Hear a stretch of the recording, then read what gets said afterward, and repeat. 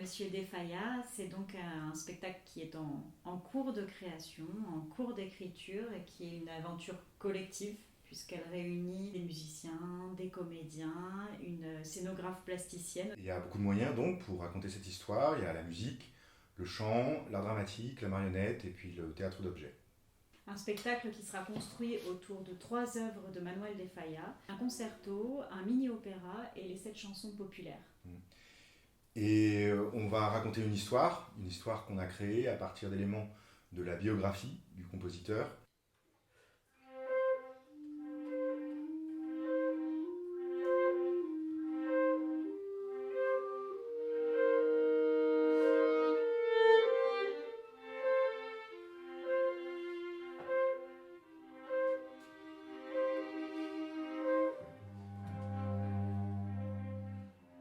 D'un point de vue politique, c'était pas forcément très clair, il était plutôt conservateur, mais pas pour autant fasciste. Mais il y a eu l'assassinat de son grand ami, Garcia Lorca.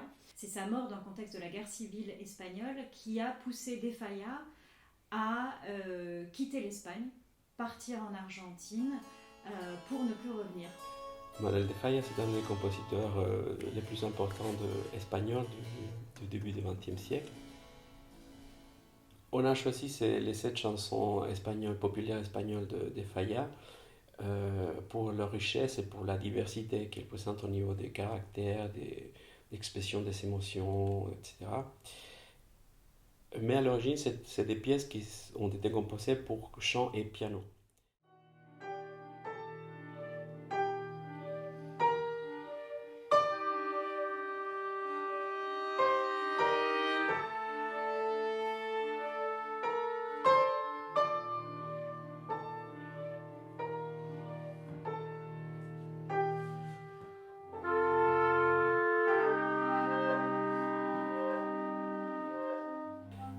Et j'ai fait des instrumentations en respectant le caractère de chacune de ces chansons, mais en utilisant les instruments que j'avais à disposition, à savoir tous ceux qui participent au tréteau de Maître Pierre.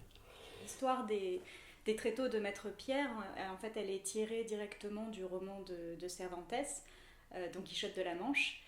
Et c'est donc le moment où Don Quichotte assiste à un spectacle de marionnettes. Et Quichotte finit par tout saccager à la fin dans une sorte de folie. Et nous, on a tout de suite un petit peu identifié le personnage de Manuel de Falla à celui de Don Quichotte, déjà par la silhouette, c'est des grandes silhouettes filiformes, et puis même par le caractère. C'est à la fois tous les deux, et Quichotte et de Falla, des personnages extrêmement austères, d'une austérité presque maladive, et parallèlement et par contraste, des gens qui ont une ferveur folle. C'est ici à Paris qu'il a composé le tréteau de Maître Pierre et le retablo de Maese Pedro, justement en suivant une commande de la princesse de Polignac qui a commandé des petites pièces dramatiques au mini-opéra à 3 compositeurs, dont De Falla, Satie et Stravinsky.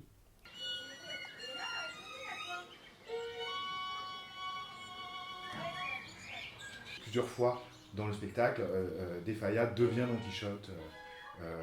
Il y a même la dualité, le fait que ces personnages austères ont un double.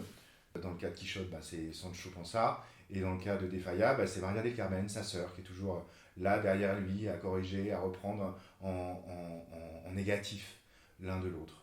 Falla, c'est un compositeur du XXe siècle, du début du XXe siècle, mais du XXe siècle, donc il utilise des éléments de composition qui appartiennent à ce siècle, avec une liberté. Il continue à faire de la musique tonale, mais avec une liberté énorme par rapport au centre tonal. Il peut, par exemple, superposer 2 tonalités. Les dissonances, évidemment, sont complètement libérées de cadre de l'harmonie classique. C'est un concerto pour clavecin, accompagné par des solistes aussi. Donc, en gros, c'est un concerto grosso, comme on appelait pendant la période baroque, parce que chaque instrument a une responsabilité, un rôle protagoniste. tout en laissant le premier plan au clavecin.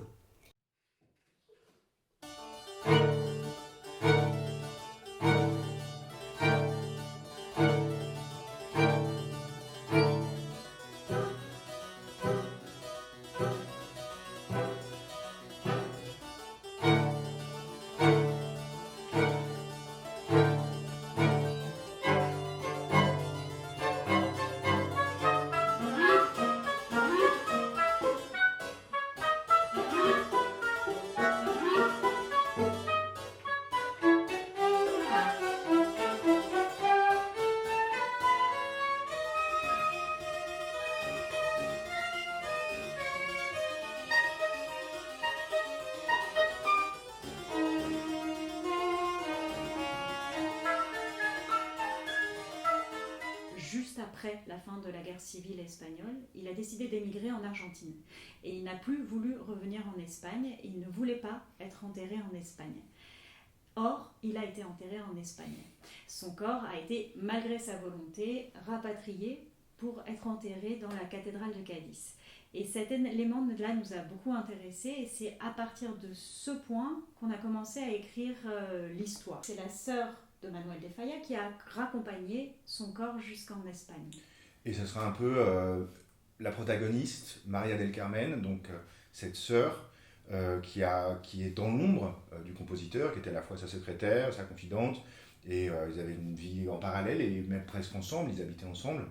Et donc, nous, c'est notre porte d'entrée dans l'univers intime de Falla qu'on voudrait raconter.